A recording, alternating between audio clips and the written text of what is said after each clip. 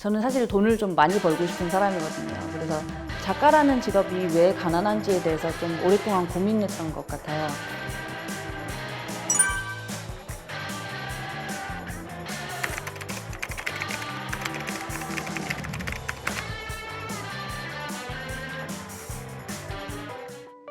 안녕하세요. 저는 서울 오면 연락해라는 시집을 쓴 백인경이라고 합니다. SNS 시대를 살아가는 시인으로서 그리고 지향하는 바와 제가 하는 프로젝트 그리고 그 작업들을 하는 이유에 대한 얘기들을 나누고 싶습니다. 서울 오면 연락해를 출간하고 신작을 썼는데 발표할 지면이 없어서 청파동에 바를 빌려서 낭독회를 했어요. 근데 그 바의 사장님이 그 지지였고 두어 번 낭독회를 열었었는데 어느 날 어떤 갤러리에서 열리는 낭독회에 같이 참여하자 이렇게 제안을 해주시더라고요. 그래서 친해지게 됐습니다. 지금은 지지가 이끄는 어반 스트라이커즈의 멤버고 격주로 금요일마다 그 청파동에 바를 오픈하는 바텐더가 되었습니다.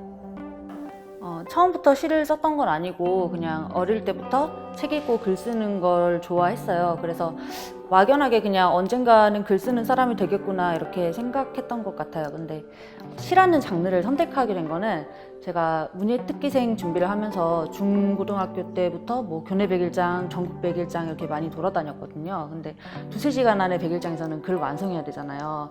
그 시간이 너무 짧은 거예요. 그래서 산문을 쓰면 퇴고할 시간이 없었어요. 그래서 시를 쓰게 됐습니다. 시를 계속 쓰게 되는 이유는 문장과에 진학해서 좀 더 깊이 있게 시를 배우면서 시만이 가지고 있는 그런 매력들을 깨달았던 것 같아요. 시가 가지고 있는 가장 큰 매력이 함축성과 상징성이잖아요. 근데 이게 어떻게 보면 다른 예술 장르들 뭐 미술이나 영화랑도 굉장히 많이 닮아 있거든요. 저는 시는 내가 가지고 있는 생각들을 단순히 행가리로 표현하는 게 아니라 굉장히 내밀하게 단어로서 이미지를 그리는 작업이라고 생각해요. 우리가 미술 작품을 보면 이 작가가 무엇을 말하려고 했을까 뭐 이런 거를 생각하고 그리고 받아들이기 위해서 노력하잖아요. 근데 시는 한 번에 와닿기를 바라고 기대하는 분들이 많더라고요. 그래서 많은 분들이 요즘 시를 어렵다고 표현하는 이유가 약간 이거랑 비슷한 맥락인 것 같아요.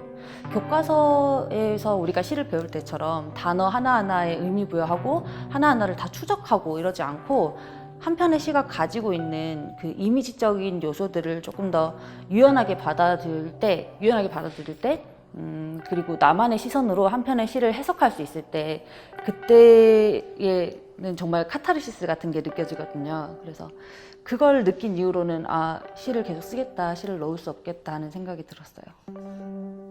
요즘 저는 텍스트를 책장 바깥으로 꺼내는 작업에 대해서 좀 고민을 하고 있어요. 제가 꿈꾸는 직업이 근로소득인데 말 그대로 이제 글로 돈을 버는 그런 직업을 꿈꾸고 있는데 저는 사실 돈을 좀 많이 벌고 싶은 사람이거든요. 그래서 작가라는 직업이 왜 가난한지에 대해서 좀 오랫동안 고민했던 것 같아요. 사실 문창과에 지원했을 때 부모님이 제일 크게 반대했던 이유도 그런 거였거든요. 글 써서 퍽이라 먹고 살겠다 이러시면서. 근데 그런 이미지들을 좀 바꾸고 싶었어요. 작가라면 뭐 글을 쓰는 예술인이라면 의연하게 모든 걸 다 감수하고 글만 써서 먹고 살아야 한다, 돈 욕심 내지 말고 이런 법은 없잖아요. 저는 좋은 작가들이 돈을 많이 벌기 위해서는 좋은 작가들이 유명해져서 여기저기서 찾는 사람들이 많아져야 하는 것 같아요. 단순히 예능처럼 인지도를 쌓기 위한 그런 섭외가 아니라 다른 장르와의 협업 같은 공생할 수 있는 그런 작업들을 좀 많이 했으면 좋겠어요. 저만 그렇게 느끼는 걸 수도 있는데 어떤 작가들은 그 대중적이라는 평가에 되게 예민하게 반응하세요. 특히 시에 대해서는 순문학, 그러니까 정통 시를 쓰는 사람과 SNS 시를 쓰는 사람에 대한 경계가 유난히 좀 두드러지게 나타나요. 그러면서 독자의 수준에 대해서 논하는 것도 많이 보이는 것 같아요. 근데 저는 그게 맞나 싶은 생각이 들 때가 많아요.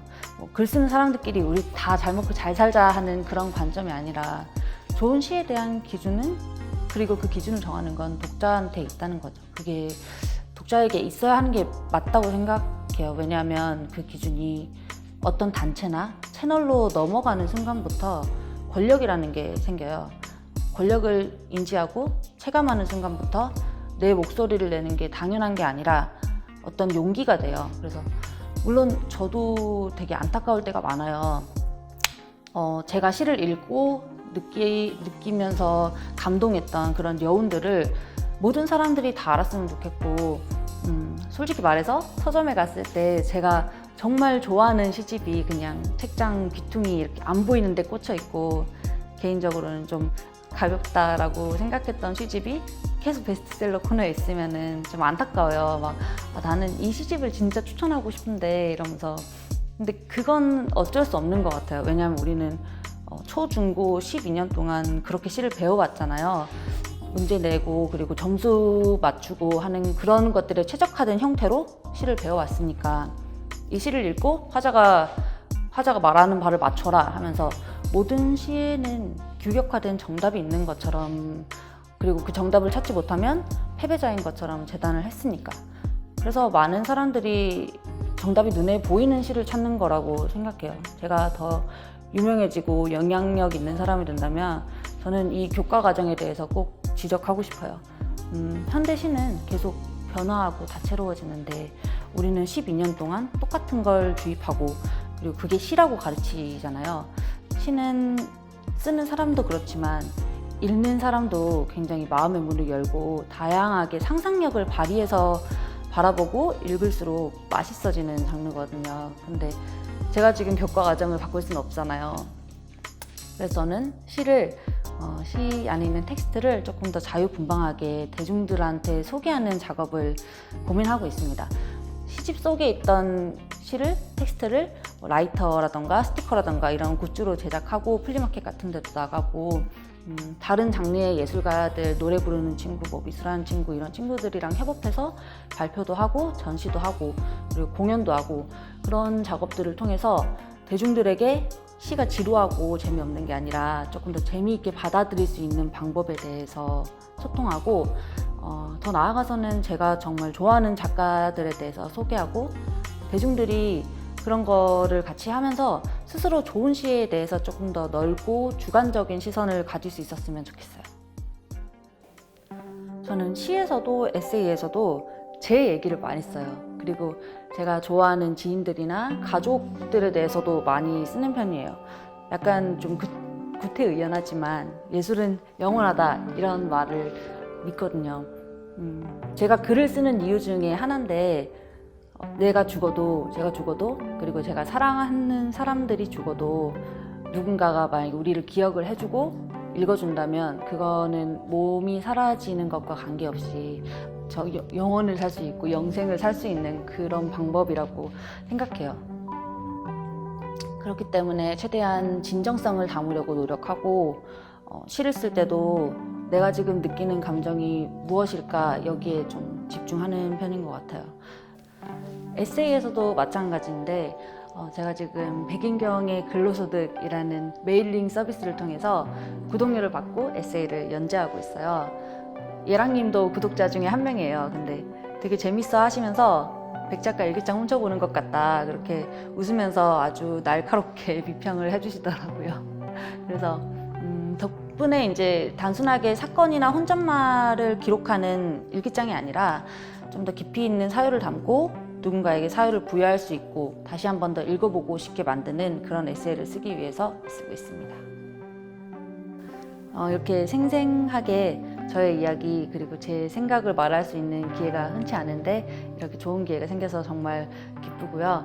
앞으로도 다양한 장르의 많은 예술가분들과 교류를 하면서 세계를 좀 더 넓힐 수 있었으면 좋겠습니다. 다시 한번 감사드립니다.